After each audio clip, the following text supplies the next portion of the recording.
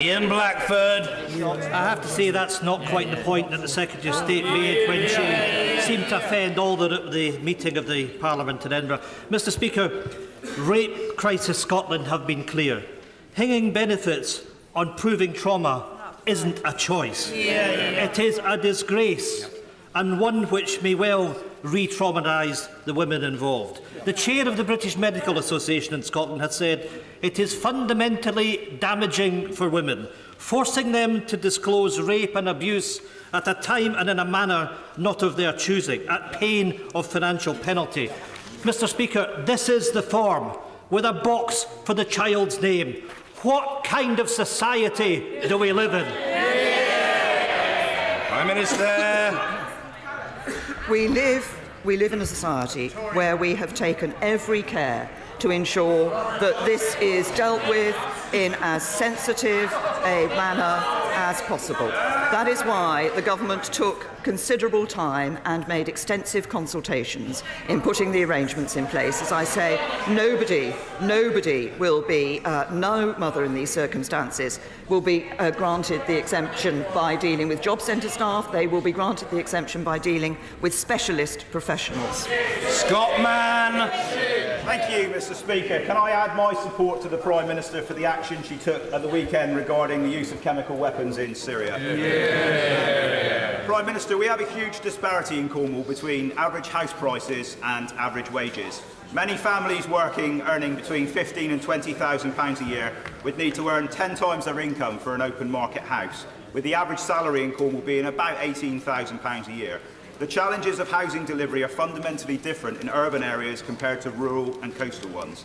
And I know my right honourable friend cares deeply about getting people onto the housing ladder.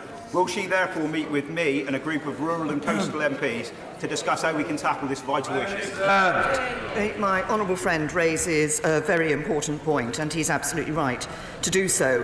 Home ownership is a dream that people have. Sadly, that too many young people today feel they're not going to be able to achieve that dream. And although we have been having success, last year we saw more homes built than in any but one of the last 30 years, we do need to ensure that we are helping people into home ownership, seeing more homes being built, and I'd be happy to meet with my honourable friend and others to discuss this matter. Dr Philippa Whitford. Thank you very much, Mr Speaker. I welcome the Prime Minister's consultation on domestic abuse, particularly the recognition of financial abuse.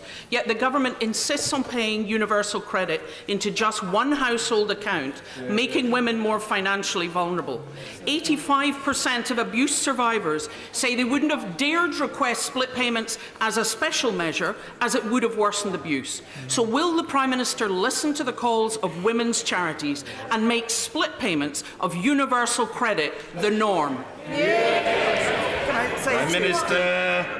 Can I say to the honourable lady that actually, as I understand it, it is possible for special arrangements to be made for split payments to be made.